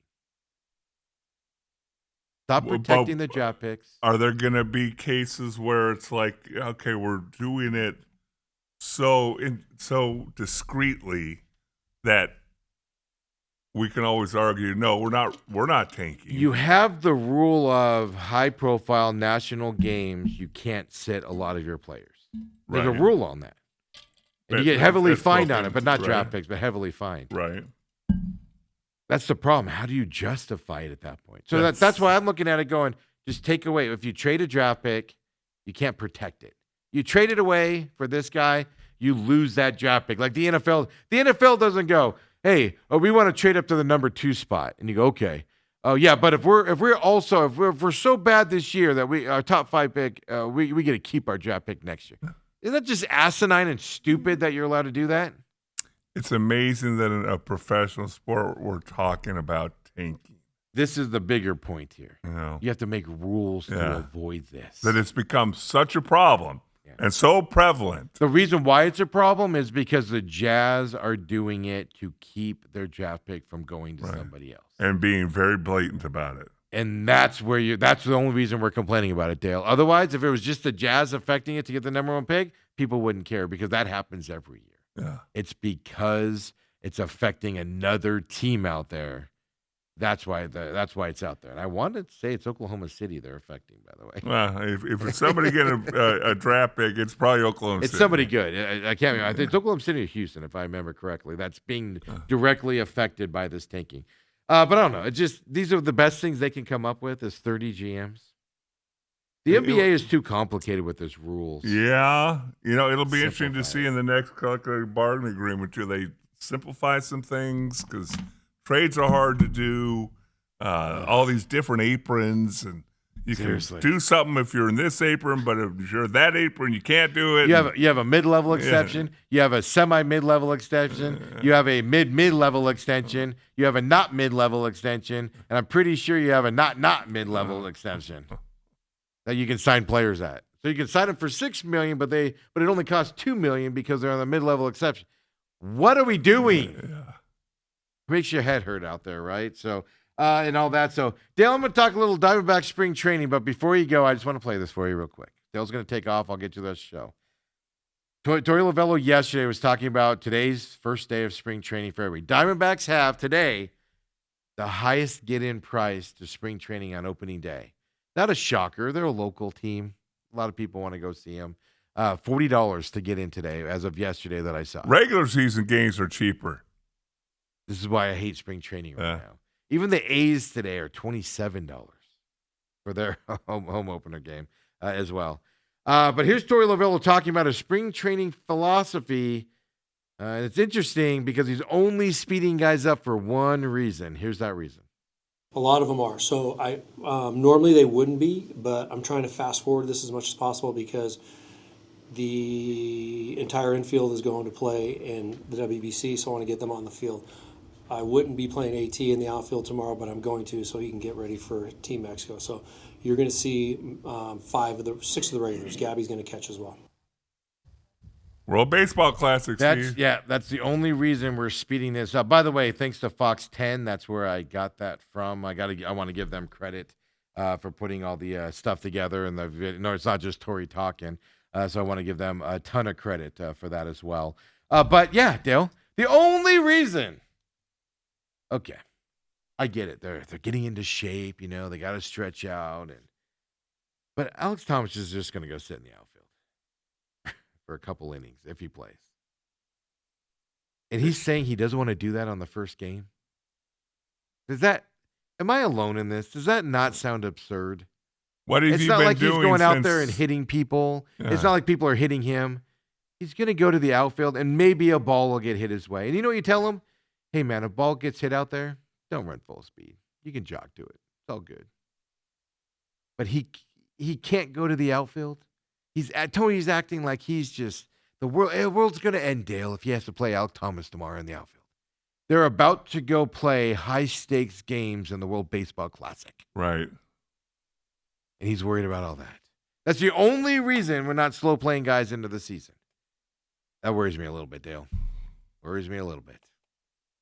I have plenty of time to talk about that. I know. I wanted to get you disgusted before you left. Now with that thought, go hit the ball straight, would you? Win some No money out rain, no wind. there. I don't know about wind, but hopefully the sprinkles are away now. I can't see out the window right now. Cloudy? Nope. Looks nice, Stevie. Nice. Well, go have fun. Have a good weekend. You too. Tell Graham, is it T-ball or Coach pitch. coach pitch? All right. Yeah, tell him to hit it right back at Scotty's face. Oh, video it in case he gets hit in the nuts. That'd be funny. We can put it on. We can play it here. Come on back, folks. I'll get you the rest of the way.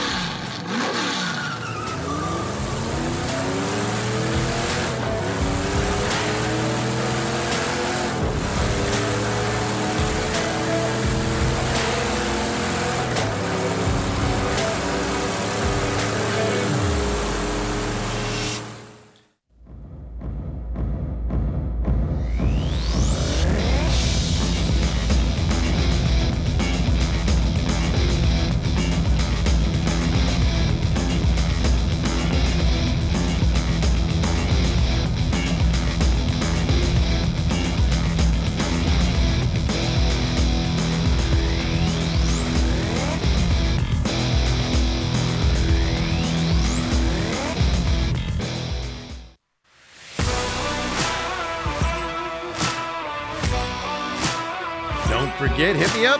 Hit us up. Text us, 623-252-6670. Whether you're catching us live, on demand, later on Friday, or even over the weekend as well.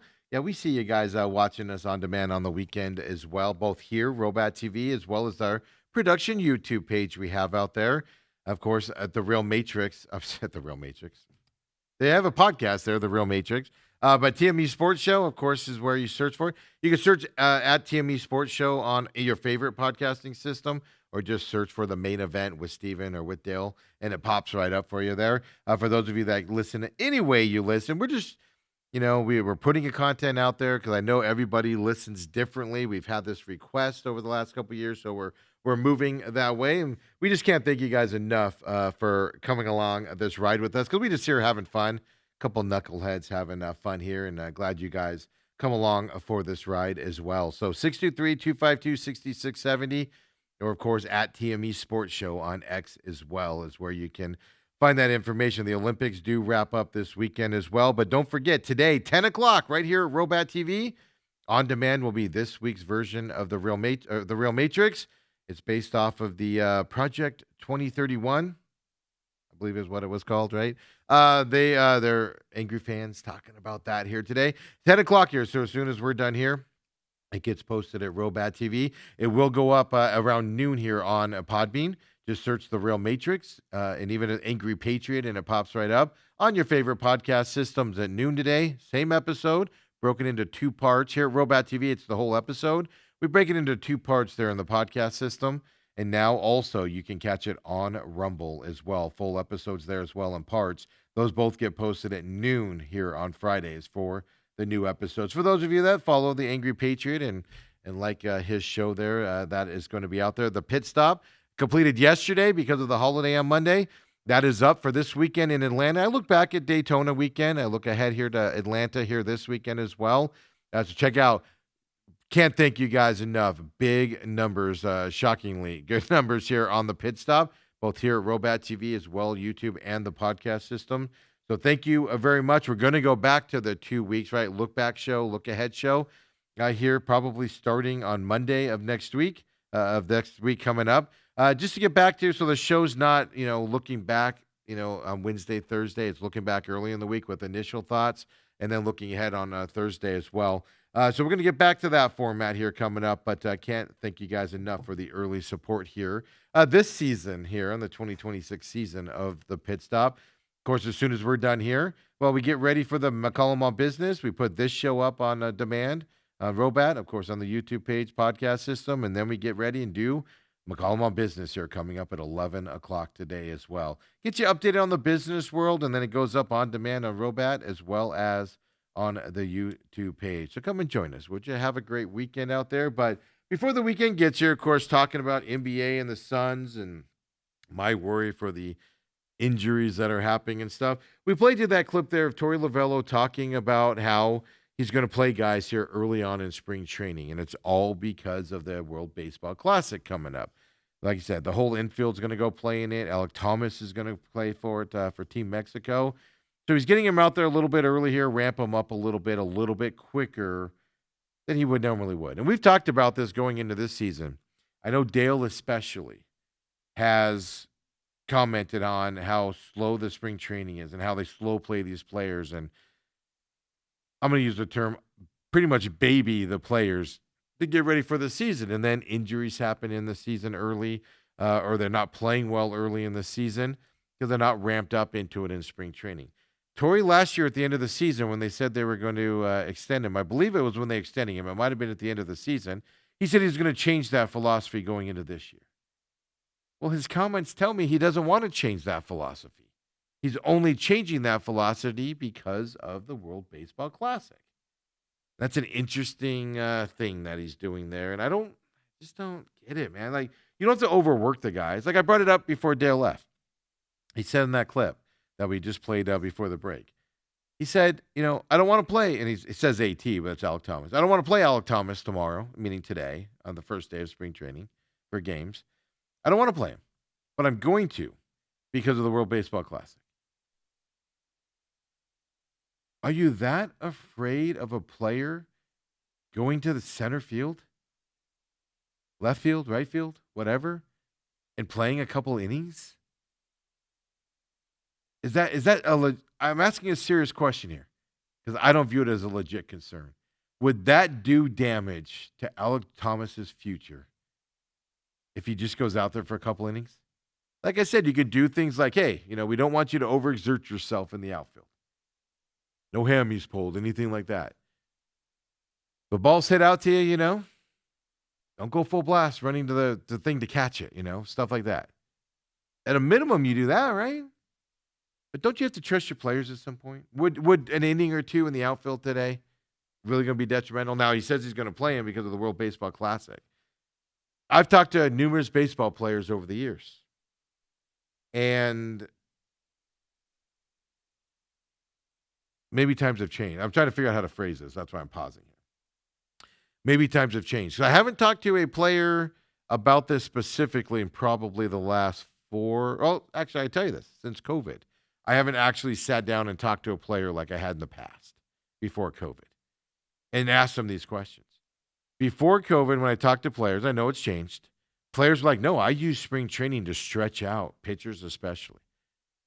Every outing is important because I'm working on something to get my body ready for the season. Every fielder I talk to, no, every inning I play in spring training, I'm working on, my mental stuff out there on the field. I'm working on my throws. I'm working on how to field the balls and seeing it off the bats properly, stuff to that effect. And they're working on it all game long. Now, spring training does get redundant toward the end where guys are just tired of it and they want the season to start, last week or two. But that was always that's every player, except for one, ironically enough, that I remember, liked the ramp up on spring training. And then lately here with the Diamondbacks, we've seen them do the opposite. Slowly ramp up into spring training. A lot of these guys play winter ball. They're still in baseball shape. I don't get it. I got to sit down with somebody and somebody explain this to me. I might need a chalkboard. I might need pictures because I don't get it. Maybe you do. Hit us up, of course. Let me know if you do understand what the heck is happening on out there. But spring training officially underway in terms of games today. And like I said, it's going to be a weird spring training because of that World Baseball Classic. A lot of the big stars, obviously, are going to leave their teams at some point and go play in that WBC. So if you are going to catch a Diamondbacks game here in a couple weeks, well, you won't see the infield guys or Alek Thomas, for instance, out there because of they'll be gone. So, you'll see the lower guys. And stuff like that. And I think that actually I like that a little bit better, to be honest with you. I know a lot of people use spring training for other things like autographs and getting close to the players, etc. I actually go to watch baseball. I'm a weirdo like that out there. But that starts today. Looks like good weather out there, like Dale said here before he went to golf. Looked out the side window. I have the blinds down for this show here, but has the blinds down up over there. And he says it's kind of cleared out, at least down here in downtown Phoenix as well for him. So the Alex Weiner about an hour ago came out and said for the first time in 2026, here's the Diamondbacks lineup. So this is apparently the lineup here for today. Torey also said that Moreno is going to catch today in the first game as well. So it's going to be Ketel Marte on leadoff. Perdomo there, of course, and second base, of course. Second shortstop for Perdomo, number 2. Pavin Smith will be in the third spot there for the DH. Then Moreno there, catcher, in the 4th spot. Arenado there at third base with the 5 spot out there, followed by Carlos Santana. We'll get to see both of these guys out there, obviously going to play in the World Baseball Classic with their teams. Carlos Santana at first base in the 6th spot. Alek Thomas in center field in the 7th spot there as well. Waldschmidt, I'm looking forward to seeing how this kid plays. Left field for him in that 8th spot. Can he make this team? Barossa there, right field in the 9th spot here as well. Starting pitcher is going to be Hatch today, according to this lineup here that Alex Weiner had put out. You know who's missing on this list? Lawler. Where's Lawler? What's up with Lawler? I'm not saying you overwork Lawler, but I'm saying if you want to give the guy kid reps and you want to see that, where's he at? Especially if you're moving him to the outfield. Where's he at? What's going on with it? I'm not going to freak out about lineups this early in spring training. I'm not going to do it. I'm going to have to keep telling myself I'm not going to do it. I'm not going to do it. I'm not going to do it.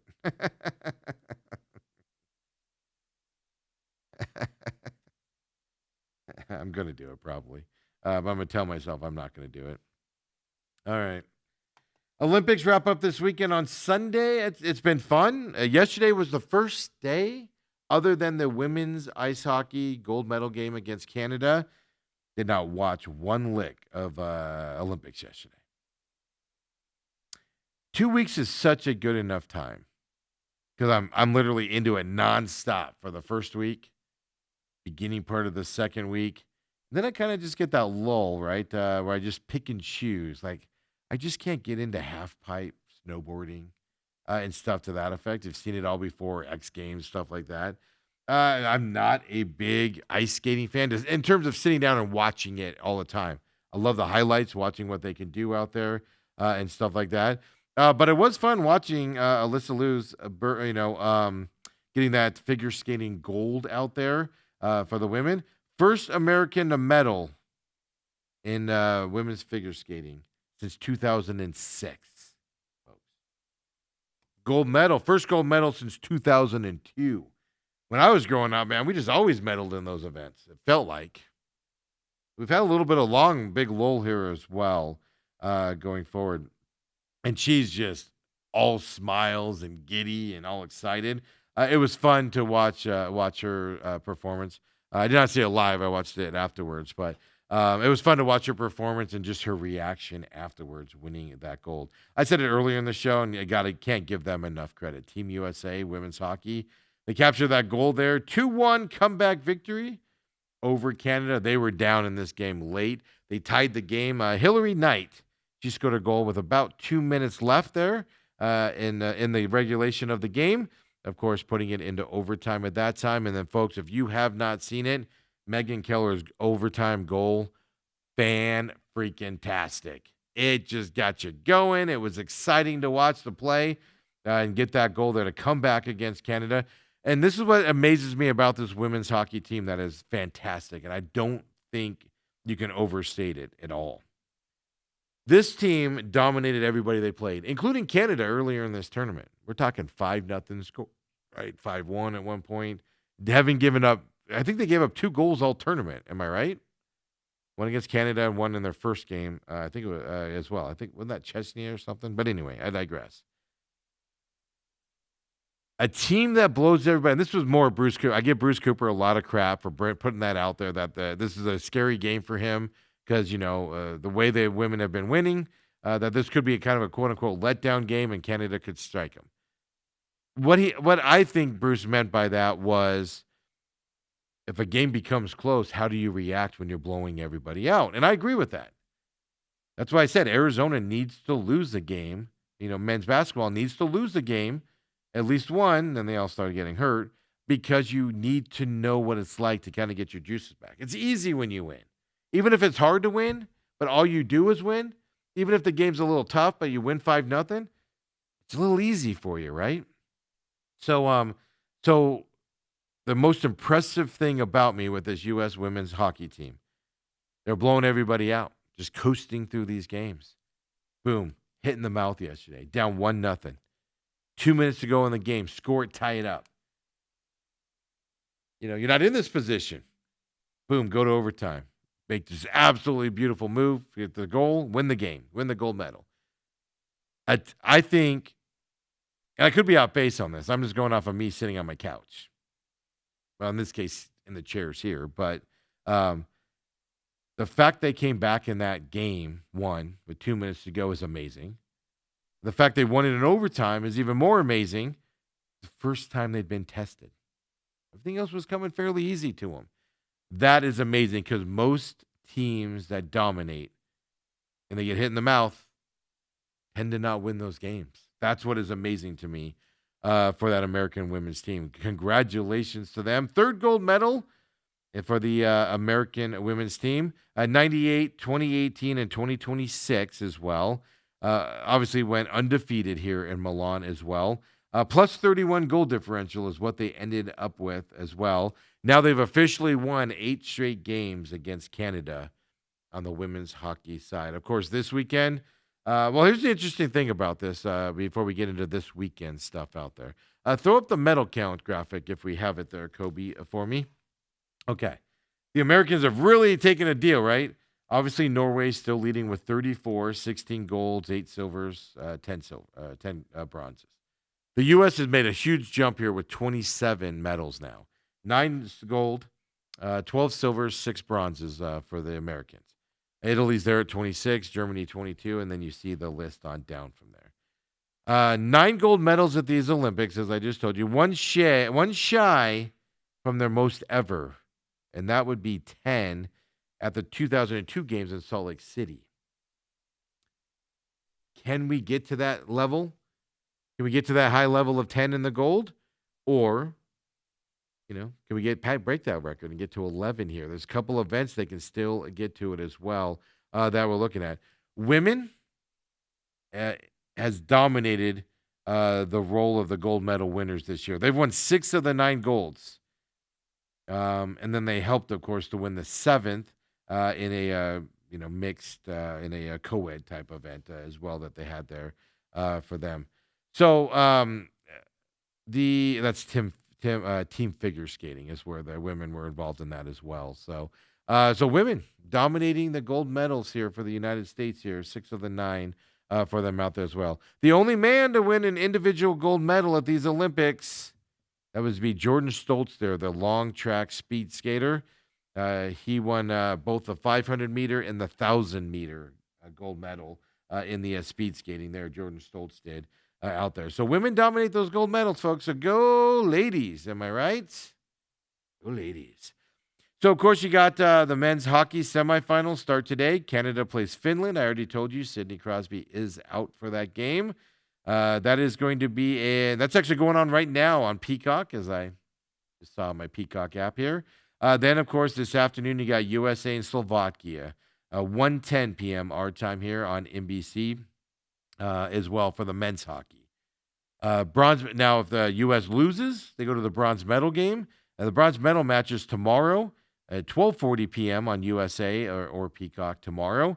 If the U.S. wins today, they will play on Sunday's championship game. That's why I got confused when Dale asked me earlier. I was pretty sure it was Sunday morning, but I hesitated a little bit there. 6:10 a.m. our time on Sunday morning is the gold medal game. So if U.S. wins today, they play the winner of Canada-Finland in the gold medal game on Sunday. If they lose, they play in the bronze medal game tomorrow as well. So American women are in the curling semifinals. Big victory for them yesterday. They're 1 win away from their first medal ever in women's curling. We're seeing that a lot as well. They do face Switzerland here today. That actually happened. That's probably over by now. I do not know the winner on that, so I'm not going to announce that to you. I'll go back and watch that here in just a little bit. And I don't care if it's spoiled. I just don't want to spoil it for you. I'm still going to watch it as well. So they either, if they lost, they go to the bronze medal game, which that's why it's not guaranteed medal, because then you would have to win the bronze medal game, obviously, or the gold medal game coming up. So the bronze medal again tomorrow, Saturday, 8 a.m. Eastern time, so 6 a.m. our time on Peacock. Gold medal match will be Sunday, 3 a.m. our time on Peacock. There, if they do make the gold medal game. So, like I said, I don't care if you ruin it for me. If you want to tag me on who won that, I'm still going to go back and watch it regardless, because I just can't get enough of that out there as well. So you have the speed skaters out there. Ariana Fontana, she's an Italian speed skater. Well, she has 4 medals, or she has 3 medals so far here in the Milan Olympics. Obviously, she's Italian, so she's the hometown speed skater there as well. So she's going for her 4th gold medal as well, and 15th of her career, by the way, in her Olympic career. 1,500 meter finals today at 12:15 our time. And so if you want to possibly see records, watching that game, that match, that race coming up at noon for the Italian superstar there as well. So then Norway's Johannes Hasflot Klæbo. I apologize, sir. Goes for his 6th gold of these games as well. By the way, he's had a gold in every event he's been in so far. So if he wins gold again today, he's 6 for 6 for gold medals. He's going to be cross country 50 kilometer mass start. That's at 5 a.m. tomorrow morning Eastern, 3 a.m. our time, Peacock time. So just giving you some world stage stuff of other countries where people have been dominant this Olympics and still have a couple other ones as well. Closing ceremonies are Sunday, 2:30 p.m. Eastern, 12:30 our time on Sunday at there in Milan as well. So, and then the Olympics wrap up. Everybody comes back. NHL hockey gets back underway next week, and kind of go back to normalcy again here coming up as well from that side. Don't forget, Arizona plays Houston at Houston tomorrow, 1:30 tip-off Phoenix time. Catch that game. This is going to be a game. Koa Pete reportedly is out. I'm sure we'll get more updates on that coming up with his injury there. I think he's the linchpin. I'm not saying Arizona can't go to Houston and win. I'm saying this is going to be a tough game for them to win. I'm not saying they can't do it. I'm just saying it's going to be rough to try to get there and do it tomorrow. And it's because Koa Pete's out. I just think that and we've only seen one game without Koa Pete, and that was BYU. Well, that wasn't just BYU, but BYU. The offense runs a little different with these good defensive teams out there, which Houston is as well. So it's going to be fun to watch that game. Tune into that as well. Of course, ASU and Bobby Hurley. Have you noticed the talk of him, his time being over has kind of gone away with that Texas Tech win? Doesn't mean it's still not going to happen.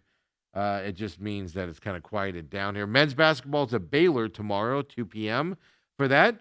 And look, is Arizona State technically still alive for the NCAA tournament? Yes.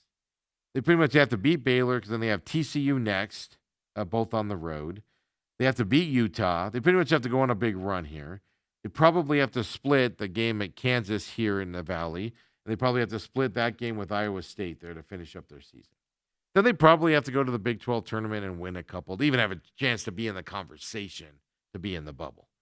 That's probably not happening, but technically it's still alive out there. But Baylor this win, I can tell you this, you don't win this game against Baylor, well, it's put a fork in them at that point as well. Well, Arizona State women's basketball this weekend. What is the date today? Geesh. Actually, today they play at Iowa State, 5:30 p.m. For them as well. And I apologize, that is incorrect. They play Houston here. Houston comes to Tempe. I don't know what day it is, folks. So Houston comes here. So ASU women's plays against Houston here down there at the bank tomorrow, 2 p.m. For that. And then GCU, look, they've kind of faltered here in the Mountain West here. They had a chance to kind of compete for the deals. They were beating the Utah States for a while there in San Diego. Kind of got on a little bit of a blip here against worse teams. But Wyoming comes to town Saturday night there over in Phoenix to play the GCU team as well. They're Wyoming in at 6 p.m. And Grand Canyon still 10-5 in the conference. They're in fourth place there. They have to beat the teams like Wyoming moving forward to have a chance for the outright championship. They're not going to get there, or at least finish better than fourth here. But get ready for this the Mountain West tournament coming up for GCU. So we set the stage for you this weekend. Olympics wrap up.